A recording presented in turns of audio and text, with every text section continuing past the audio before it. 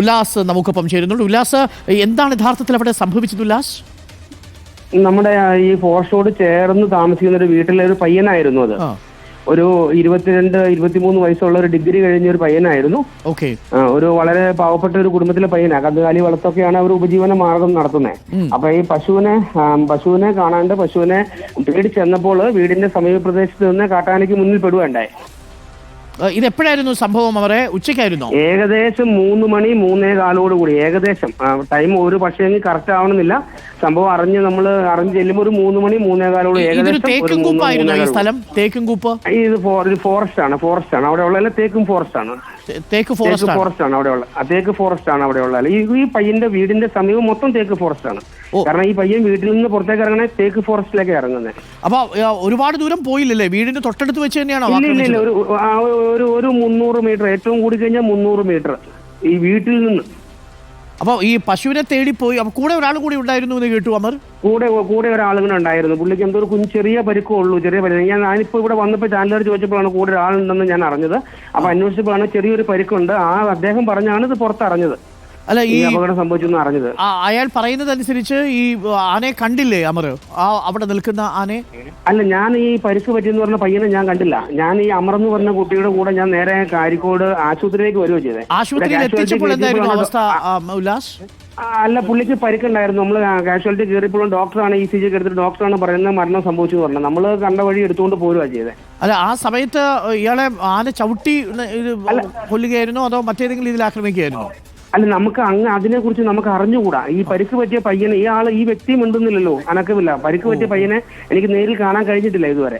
അല്ല, ഈ അങ്ങ് കാണുമ്പോൾ അമറിന്റെ അവസ്ഥ എന്തായിരുന്നു?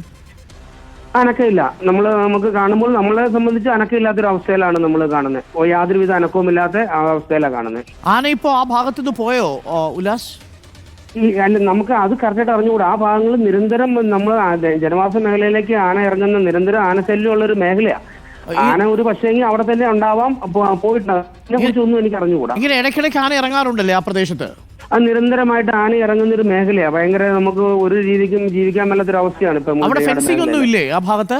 അവിടെ ഒരു റോഡ് സൈഡ് ചേർന്ന് ഒരു 3.5 കിലോമീറ്ററിന്റെ അടുത്ത് ഫെൻസിങ് പൂർത്തിയാക്കിയിട്ടുണ്ട്. 3.5 കിലോമീറ്റർ റോഡോട് ചേർന്ന്. ശരിക്കും ഈ മുള്ളരിങ്ങാട് എന്ന സ്ഥലത്ത് പ്രൊട്ടക്ഷൻ കിട്ടണമെങ്കിൽ 13 കിലോമീറ്റർ കൂടെ ഫെൻസിങ് ചെയ്യണം. ജനവാസ മേഖല കംപ്ലീറ്റ് കവർ ചെയ്യണമെങ്കിൽ ഏകദേശം 13 കിലോമീറ്റർ കൂടെ ഫെൻസിങ് പൂർത്തിയാക്കി. അപ്പൊ ഈ തേക്കിൻകൂപ്പിൽ നിന്നൊക്കെ മേഖലയിലേക്ക് ഒരു ശാശ്വത പരിഹാരമല്ല. ട്രെഞ്ച് താത്തിയാൽ മാത്രമാണ് ഇതിന് ശാശ്വത പരിഹാരം ആവുള്ളൂ. ഫെൻസിംഗ് എന്ന് പറയുന്നത് നമ്മൾ വൈകിട്ട് ഒരു 10 മണി കഴിഞ്ഞ പിന്നെ അതിൽ ഓൾട്ടില്ല.